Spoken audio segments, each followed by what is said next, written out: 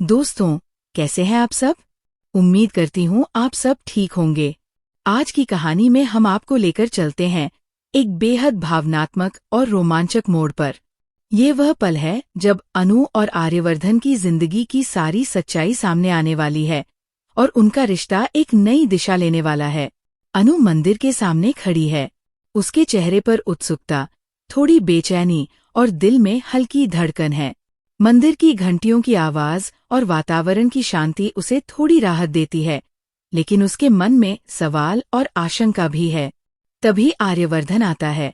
उसकी आंखों में गंभीरता और हल्की नरमी झलकती है। वह अनु का हाथ धीरे से पकड़ता है और कहता है, अनु, अगर तुम मुझसे प्यार करने लगी हो तो पहले मेरी जिंदगी की सच्चाई सुनो। जो कुछ मेरे साथ हुआ है वह जान लो, उसके बाद ही कोई फैसला लेना। मैं नहीं चाहता कि तुम मेरी सच्चाई जाने बिना मुझसे प्यार करो। अनु का दिल तेजी से धड़कने लगता है। उसकी सांसें थोड़ी तेज हो जाती है। वह साहस जुटाती है और कहती है, मैं सब कुछ सुनने के लिए तैयार हूँ। आप मुझे बताइए। आर्यवर्धन गहरी सांस लेते हैं। उसकी आंखों में हल्की पीड़ा और दुख झलकता है। वह धीरे धीरे अपनी कहानी खोलता है। मेरी जिंदगी में एक महिला थी, राजनंदिनी। वह मेरी सबसे बड़ी मोहब्बत थी। हमने साथ में बहुत खूबसूरत पल बिताए। लेकिन एक दिन एक भयानक हादसा हुआ जिसमें वह हमसे जुदा हो गई। ये हादसा किसी की साजिश थी या कोई दुर्घटना, ये आज तक नहीं पता चला।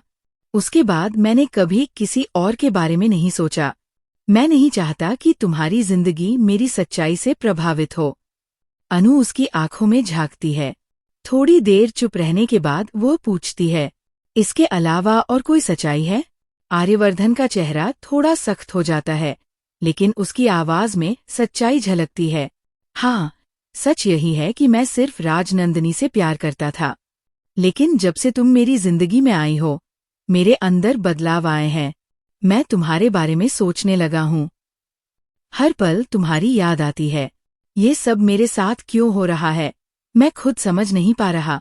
मैं जानना चाहता हूँ कि क्या तुम मेरे साथ रह सकती हो, चाहे हमारे परिवार और समाज की मुश्किलें हों।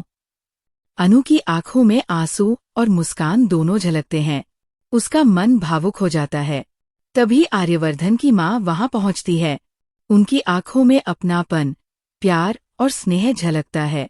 वह अनु से कहती है, मैंने तुम्हारी तारीफ कई बार सुनी, लेकिन मुझे नहीं पता था कि मेरा बेटा तुम्हें अपना दिल दे बैठा है। ये ईश्वर का आशीर्वाद है कि तुम दोनों साथ हो। तुम दोनों के बीच जो भी है वह सच्चा और पवित्र है। अनु की खुशी अब छुपी नहीं रह सकती। आर्यवर्धन साफ शब्दों में कहता है, अनु, मैं तुम्हें अपनी जिंदगी भर के लिए चाहता हूँ। मैं तुमसे शादी करना चाहता हूँ। लेकिन जैसे ही ये खुशी का पल आता है, बड़ी मुश्किल सामने आती है। मीरा, जो पहले से सब कुछ जानती है, एक खतरनाक योजना बनाने वाली है। वह देखती है कि अनु और आर्यवर्धन मंदिर के सामने पास आ गए हैं और एक दूसरे को गले लगा रहे हैं। पुष्पा जी वहां पहुंचकर जोर से कहती है, अनु, ये क्या कर रही हो? अनु निर्भीक होकर कहती है, मैं आर्यवर्धन से प्यार करती हूँ और उनके साथ अपनी जिंदगी बिताना चाहती हूँ। दोस्तों, ये तो केवल शुरुआत है। आगे होने वाले घटनाक्रम, ट्विस्ट और साजिशें इस कहानी को और भी रोमांचक और दिलचस्प बनाएंगी। अच्छा, फिर मिलेंगे एक नई कहानी के साथ। तब तक खुश रहिए, सुरक्षित रहिए और देखते रहिए द ड्रामा ट्विस्ट।